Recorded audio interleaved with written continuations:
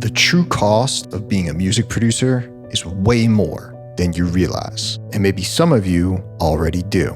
I've now worked with over 800 music producers, and a lot of times they're not just coming to me for help on Spotify or marketing or music. They're coming to me about their anxieties, about their burnout, about their overthinking and depression. The mental battle of being a music producer is not discussed enough. And today, we're really going to dig in. I'm going to share with you some of the best advice and methods that I use, the same ones that have helped hundreds of my students get great results. If you don't know, my name is Justin. I run an artist development school called Cosmic Academy. We've been around now for over 12 years, and we've helped over 800 music producers and artists get incredible results. They sign to the biggest labels like Defected, Spinnin, Armada, Toolroom, Monstercat. They play some of the biggest festivals. This year we have 4 students playing EDC, we have 3 students playing Tomorrowland, and they deal with a lot of the issues we're going to talk about today, so let's go through them. So here's what happens. I'll be sitting in a one-on-one with one of my students. If you don't know, our program is very individualized. We work with people on a personal basis. So I'll be in a session with a student, and we'll be going through their work, and I'll be asking them if they're having any trouble. And they're like, actually, yeah, I am. I'm having a lot of trouble. I'll be like, okay, well, let's figure that out. Is it something with Spotify? Is it on the production process? They'll stop me and they'll say, no, Justin, I'm just feeling a certain way about things. And that's when they explain it. They're feeling anxious. Maybe they're feeling burnt out, or maybe they just can't stop overthinking. Or then there's the big one, they're feeling overwhelmed by all of it. And our session, our one-on-one goes from discussing their music making process to one about psychology. Now is a good time to say a disclaimer. I am not a psychologist. I'm not a therapist. I'm not a doctor. If you need professional help there, then you should get it. I too struggle with mental health. I'll be open with you right now. I've been in therapy for over 10 years. Tried all sorts of different methods, different therapies, even medications. Trying to build something, whether you're trying to build yourself in your musical career, or for me, a music program or a concert business, building things are very taxing on our mental health. So I'm going to share with you what I've learned and what's helped me and our students. There's these 5 sayings, these 5 mantras that I constantly hear myself repeating to my students. I'm going to explain them and break them down for you. And I really think if you use them, they're going to help you with some of these tough times. The first one I constantly hear myself saying, the only way out is through. The only way out is through.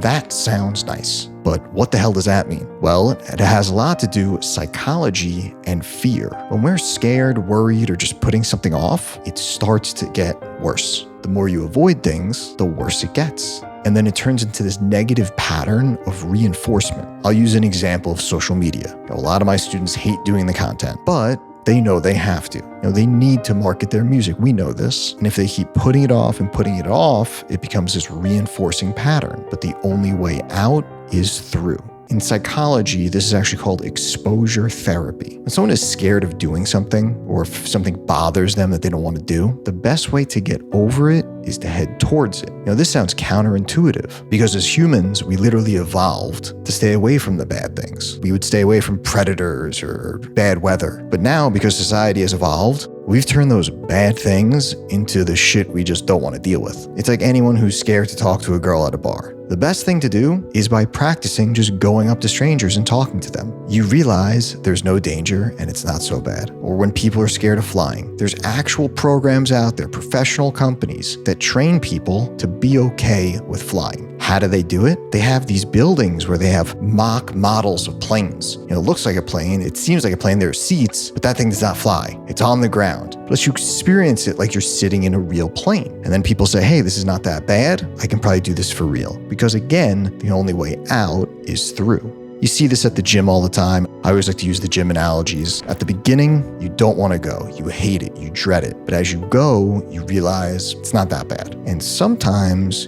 you actually start liking it. So whatever you're putting off, and whenever you're scared of doing something, or maybe it's not even fear, you just hate it, remember this. The only way out is through. This connects me to the next mantra, the next thing I'm always telling my students. I always tell them, don't overthink it because neither will they. Don't overthink it. Neither will they. What does that mean? We all struggle with the overthinking, everyone really does it. And sometimes it is good to overthink. It helps you prepare for something that's very important to you. But other times, overthinking is completely counterproductive. I'll use the social media posting as an example. You're probably overthinking your content in social media. But what you need to remember is don't overthink it because neither will they. Who is the they? Well, the they are other people. You need to sometimes get out of your own head and put yourself in the shoes of the others. No one is sitting there overanalyzing your content like you are. And to be honest, they probably don't care that much at all. You might say, well, hey, that's kind of mean to say. I really care about my favorite artist stuff. Well, most people aren't like that.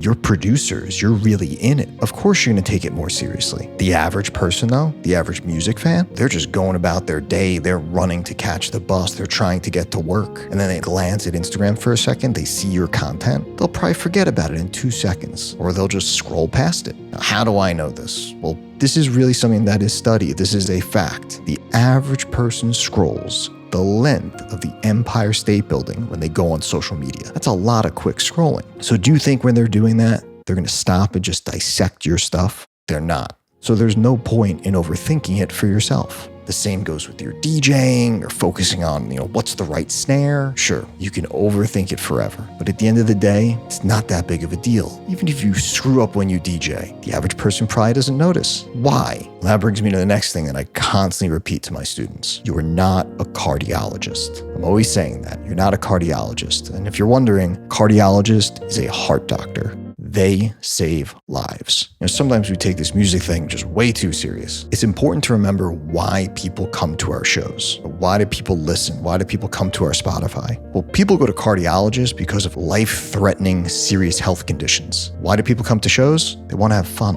Why do people come to your Spotify or listen to music? They want to have fun. They want to hear something that makes them feel good. You're not there to give them some sort of life-saving surgery because, again, you're not a cardiologist. They don't see you that way. And just to go back to that last section, you might see other producers that way. Sometimes students will come to me and be like, yeah, Justin, Skrillex's music saved my life. And maybe that's true. Maybe you're so close to the music process, the inspiration that they've given you that has done so much for you. But the everyday person, they're probably not that deep into it. It's not that big of a deal for them, and they're coming to us for fun. And make no mistake, that's a beautiful thing in itself. Don't feel bad about that. I really think it's great to be in the fun business. It's great to be making music that gives other people joy and happiness. But when you're getting hard on yourself or you're getting too serious about it, just say, I'm not a cardiologist, try to have some fun. By the way, you're hearing me mention our students a lot. We have a premium program, Cosmic Academy. It's personalized, it actually lasts forever. There's a fantastic community, and we're always looking for new people to mentor. So if you're serious about getting to the next level, I'll leave an application link in the comments. The next mantra, the next thing I'm always saying to my students, don't focus on the achievement,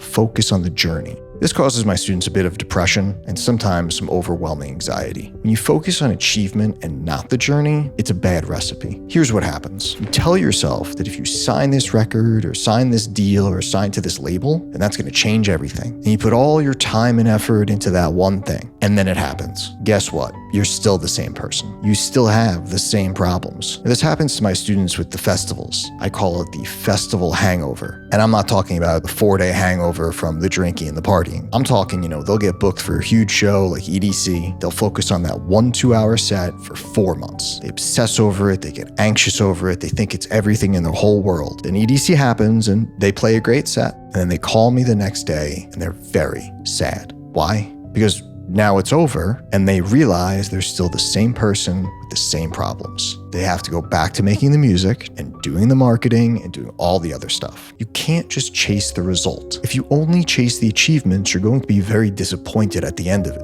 You must try to fall in love with the journey, the day in, day out work of being a music producer. That's how you have a happy life doing this. If you concentrate on the little victories, you'll be much happier. Oh wow, I found this new plugin. Cool, little victory. Oh, you finally finished that second drop in your new record? Awesome, little victory. You finally did that first piece of content for your social media? Little victory. That's where the joy needs to come from. If you start focusing on the small things, then you won't get so anxious or overwhelmed by the big things. Why? Because you won't be thinking about them as much. Our brain is so simple with this. We become what we focus on. If you spend 4 months being anxious and nervous and depressed about some 2-hour set, you're months away, your whole mind is be wired on that. But if you're just going about your day in, day out music productions, focusing on the little things, you won't be concerned with something, 4 months down the road. And when that thing actually comes, because you have been practicing the little stuff, you'll be ready. So don't focus on the achievements, focus on the journey. And if you do have a great journey, the achievements will come.